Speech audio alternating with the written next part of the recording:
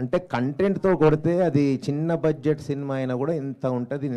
It's like revolution for me. Creative ఫ్రీడమ్కి ఇబ్బందికరమైన situation అనేది ఉందా ఇప్పుడు ఈ సెన్సార్ కానీ రకరకాల పరిస్థితులు కానీ? మీరేమంటున్నారు అప్కమింగ్ డైరెక్టర్గా?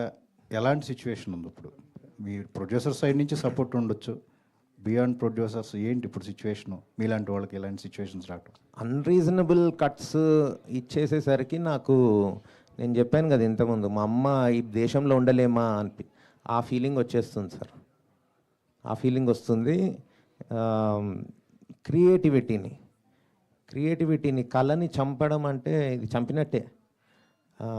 ఇదేందో నాకు ఇదంతా కొత్త. నేను ఫస్ట్ టైమర్ని. I'm unable to bear it. అంటే మీరు రియలిస్టిక్గా తీశారు సినిమా, ఆనెస్ట్గా తీశారు, దానికే కట్స్ పడ్డాయి. బట్ కాటుకులు ఎక్కర్లేని కళ్ళని రకరకాల డైలాగులు వేసి వేరే వేరే సీన్స్ ఏమో బాగానే ప్రజెంట్ అయిపోయినాయి. సో ఈ బాధ అనేది ఉందా? అంటే ఈ విషయంలో అన్యాయం జరిగింది? చాలా ఉంది. ఇదేంది అసలు? ఒక రీజన్ లేకుండా, ఆ రీజన్ ఒక క్వశ్చన్ మార్క్. పోనీ ఆ రీజన్ తెలిస్తే యూ కెన్ డైజెస్ట్ ఇట్. ఇదేంటంటే విత్ అన్రీజనబుల్ కట్స్ నాకు నా వల్ల అవుతలేదు. ఎందుకంటే నేను చూపెట్టిన సినిమా నా ఎస్థెటిక్స్ని కట్ చేయడం, నేను వల్గారిటీ చూపిస్తే కట్ చేస్తే నేను అనుభవించాలి అది. కానీ ఇది జీరో వల్గారిటీ. అమ్మాయి లంగావోని అండ్ సల్వార్ కమీజ్లో తప్ప ఇంకా ఎందులో కనిపించదు. లేదు, what I'm saying is we're not doing, we're నేను అలా చెప్పట్లేదు. Sorry, I'm really sorry for that. I'm not objectifying. మీరు ట్రెడిషనల్ వేలో, కన్వెన్షనల్ వేలో ఇది వల్గారిటీ అనుకునేది కూడా లేదు అంటున్నా.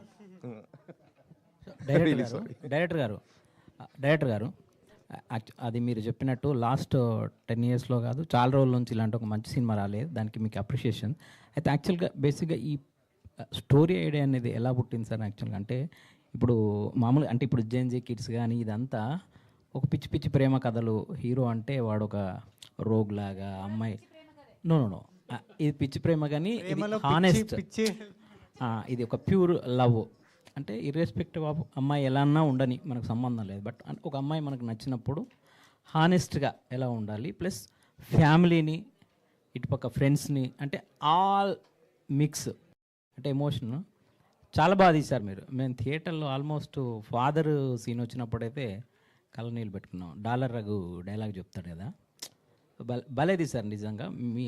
మీ ఎఫర్ట్ అనేది ఎప్పుడు ఫెయిల్ కాదు సార్. సమ్ టైమ్స్ అవ్వచ్చు, అది చిన్నది ఏదో అయ్యి ఉండొచ్చు, కానీ మీరేం డిసప్పాయింట్ అవ్వాల్సిన అవసరం లేదు. మీరు ఏలేస్తారు ఫ్యూచర్లో, అది అర్థమైంది చూసినప్పుడు. సో బేసిక్గా ఈ కథ అనేది ఎలా పుట్టింది సార్? అంటే ఇప్పుడు అంతా పిచ్చి పిచ్చి, నేను ఇంతకుముందు 2-3 సార్లు చెప్పాను సార్. అది ట్రిగర్ అయింది టీవీలో ఒక అమ్మాయిని చూస్తుంటే, ఆ అమ్మాయిని వెళ్ళి కలవాలి అని అనుకున్నాను. కలిస్తే ఆమె స్ట్రేంజర్ కదా, ఒక అమ్మాయి ఎట్లయినా రియాక్ట్ అవ్వచ్చు, ఏమన్నా అవ్వచ్చు అనేది మైండ్లో డిఫరెంట్ థాట్స్, ఇలా కూడా అవ్వచ్చు అన్నప్పుడు ఇందులో చాలా సినిమా ఉంది, ఇదో సినిమా కథలా ఉంది అనేది పాయింట్ పుట్టింది. ఇంకా ఓవర్ పీరియడ్ ఆఫ్ టైము ఈ ఇమోషన్స్ ఇవన్నీ, ఈ సెంటిమెంట్స్, ఈ రియలిజం, ఇదంతా నా మనసు, how sensitive my heart is, అదే నా రైటింగ్లో వచ్చింది. శ్రీదేవి గారు, నేను I have something emergency developing there. I have to leave. Thank you all for the support and love. Thank you, Vasu. Thank you, man. Thank you so much for coming. Nandi అవార్డులు త్వరలో, మొన్ననే board meeting అయిందండి, త్వరలో బయటికి రాబోతున్నాయి. Thank you, ma'am. Thank you so much for coming. Thank you. Sridevi గారు, కథల్ని okay చేసే స్థాయి నుంచి ఇప్పుడు ప్రొడ్యూసర్గా మారారు కదా, సో ఈ ట్రాన్స్ఫర్మేషన్ అనేది ఎలా ఉంది? అంటే మీకు ఇప్పుడు ఏం అర్థమైంది సినిమా ఓవరాల్గా? సినిమా